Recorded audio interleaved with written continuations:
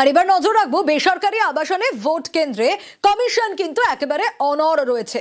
বেসরকারি আবাসনে ভোট কেন্দ্রে যখন কমিশন অনড়, বহুতলে ভোট কেন্দ্র নিয়ে দ্রুত তালিকা পাঠাতেও নির্দেশ দেওয়া হয়েছে।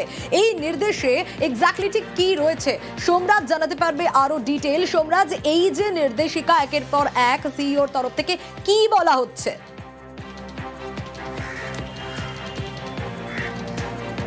দেখো, আজকে যখন রাজ্যের মুখ্য নির্বাচনী আধিকারিক এবং রাজ্যের স্পেশাল রোল অবজারভার সুব্রত গুপ্ত এই দুজন যখন বৈঠক করছিলেন জেলা শাসকদের সঙ্গে, সেই সময় একদম বৈঠকের শেষ অংশে এই বহুতলগুলিতে ভোট কেন্দ্র তৈরি করা নিয়ে কেন গড়িমসি করছেন জেলা শাসকরা সেই প্রশ্ন তোলেন রাজ্যের মুখ্য নির্বাচনী আধিকারিক মনোজ কুমার আগরওয়াল বলে কমিশন সূত্রে খবর।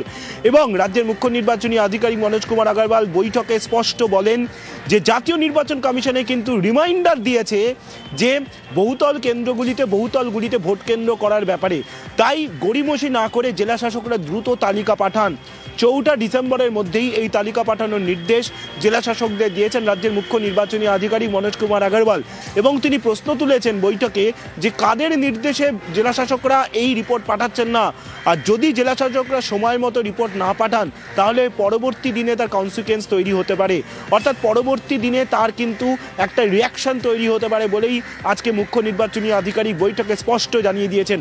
গতকালই জাতীয় নির্বাচন কমিশনের তরফে বহুতলগুলিতে ভোট কেন্দ্র করার ব্যাপারে কড়া মনোভাব নেওয়া হয়েছিল এবং আজকে সেই নির্দেশের কথাই রাজ্যের মুখ্য নির্বাচনী আধিকারিক মনে করিয়ে দিয়ে স্পষ্ট নির্দেশ দিয়েছেন আগামী 4 ডিসেম্বরের মধ্যেই জেলা শাসকরা তারা রাজনৈতিক দলগুলির সঙ্গে কথা বলে বহুতলগুলিতে ভোট কেন্দ্র করার ব্যাপারে তালিকা তৈরি করুন এবং সেই তালিকা রাজ্যের মুখ্য নির্বাচনী আধিকারিকের দপ্তরে পাঠিয়ে দিক।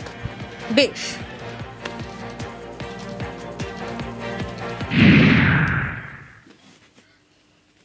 এসআইআর চলাকালীন বাংলায় 13 জন পর্যবেক্ষক নিয়োগ করেছে নির্বাচন কমিশন।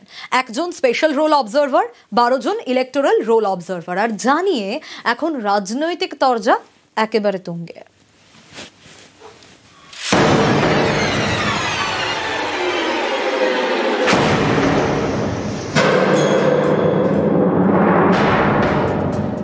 সাধারণত ভোটের সময় পর্যবেক্ষক নিয়োগ করে নির্বাচন কমিশন। এবার নজিরবিহীন সিদ্ধান্ত নিয়ে এসআইআর এর সময় পর্যবেক্ষক নিয়োগ করেছে তারা। এসআইআর এর কাজ করতে ইতিমধ্যে ভিন রাজ্য থেকে 3 অফিসারকে পাঠানো হয়েছে পশ্চিমবঙ্গে। এরপর আরো 12 জন ইলেকটোরাল রোল পর্যবেক্ষক নিয়োগ করেছে কমিশন। তারা এই রাজ্যেরই অফিসার। স্পেশাল রোল অবজারভার বা বিশেষ পর্যবেক্ষক হিসেবে নিয়োগ করা হয়েছে সুব্রত গুপ্তকে। তিনি রাজ্যের প্রাক্তন অফিসার।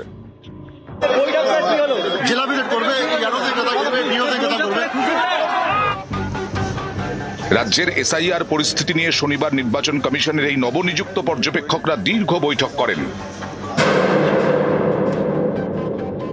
যেভাবে স্পেশাল অবজারভার নিয়োগ করেছে, স্পেশাল অবজারভাররা ধরবে কি করেছে সব জানি আমরা। ওটিপি কাদের হাতে, ডাটা এন্ট্রি কিভাবে করেছে, কত মৃত বাংলাদেশি ফলস নাম তুলেছে, সব আমাদের কাছে তথ্য আছে।